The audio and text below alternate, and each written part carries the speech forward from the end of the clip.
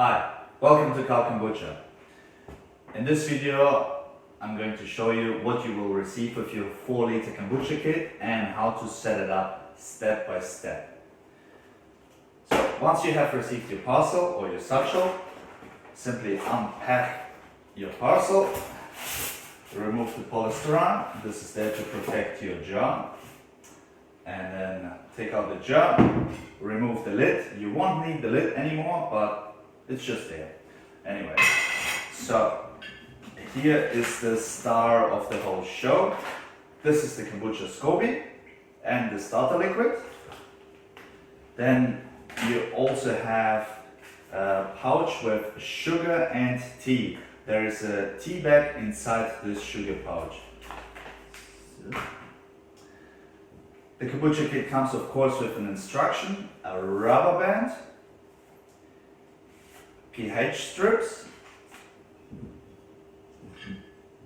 a temperature strip which you will later on attach to the side of the jar, and this easy to follow instructions, and the cloth is inside there. So I'll just place the instruction here. You later on use the cloth to cover your brewing jar in order to protect it from any outside invasions like insects or dust, etc. So, and of course we also have the tab that you will have to mount to the jar in order to use it correctly. So this is pretty much what the kit looks like. I'm going to show you now how to mount the jar, mount the tab, sorry.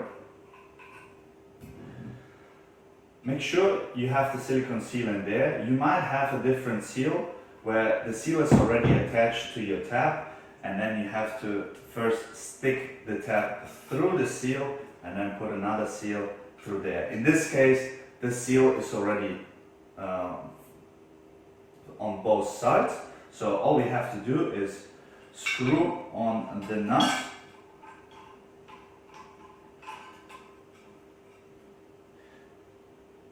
Just turn the tab upside down. Turn the nut as much as you can, and once it's quite tough, you then hold the nut and turn the actual tab. Make sure that the seal is slightly squeezed, not too much, but not too loose, in order to ensure that it does not leak. So now I'm going to wash the jar, and when you wash the jar, make sure you fill it up to the top and check if it's leaking or not. So let me just quickly do that. So I have just tested the jar if it's leaking or not, and it's totally fine.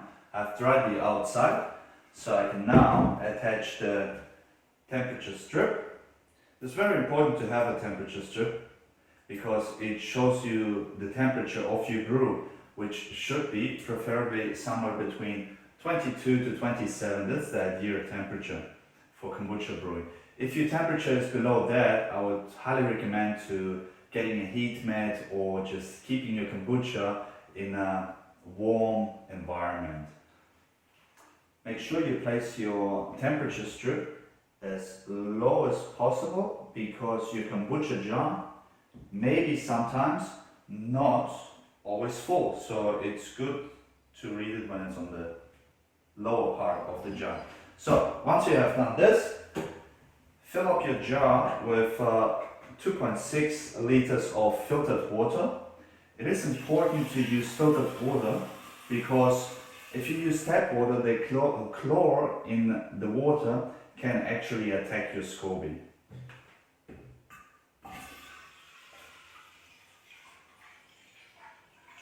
So I just eyeball that. It's approximately 2.5 liters, and if it's not completely full after we're finished, I just put some more water into the jar. Okay, once you have the water in there, simply cover it with your cloth and the rubber band. Voila! I have now prepared some boiling water in which we will put the tea in. Simply open your sugar bag,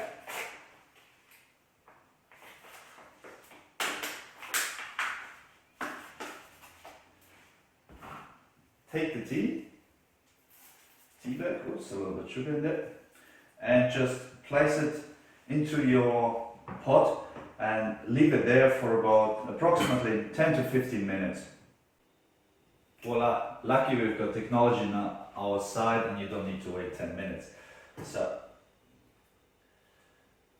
our tea has now brewed. Be careful, it's hot. So just simply add the sugar.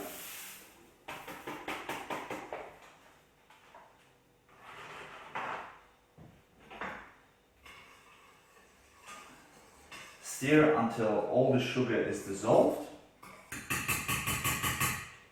So once the sugar is dissolved, we simply add it into our brewing jar.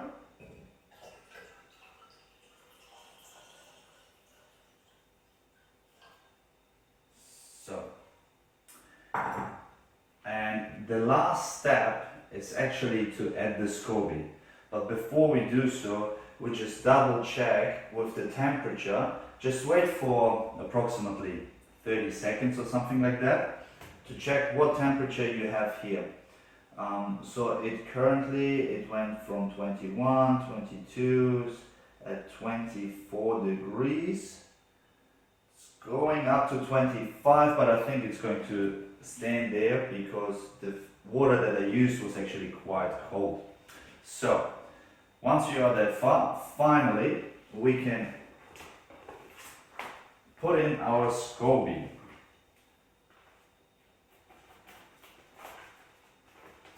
And it's as simple as just cut open the bag and pour gently all the liquid inside the jar, including the SCOBY. I hope you like your new home.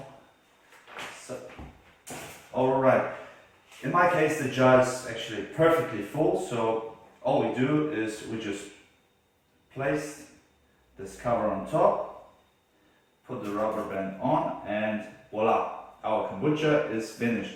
Place it somewhere away from direct sunlight and where it's warm. Again, it's important to keep the brewing temperature somewhere between 22 to 27 degrees. If it's too cold in your house, I highly recommend something like a heating mat, where you can just simply place your brew on the heating mat, plug it in, and it will keep it a little bit more warm. So it usually raises the temperature by 4 to 7 degrees. It really depends on where you live, how cold it is in your house. If you'd like to increase the efficiency of the heating mat, simply put a towel around it to keep the heat trapped in there. It's only 7 watt, so, and this is in order to not fry your SCOBY. So, cool. I hope you have enjoyed this video, and please visit our Q&A page where we have lots of answers to typical questions about kombucha. Also on, for example, how to flavor your kombucha. Awesome. Thank you very much. See you next time. Bye.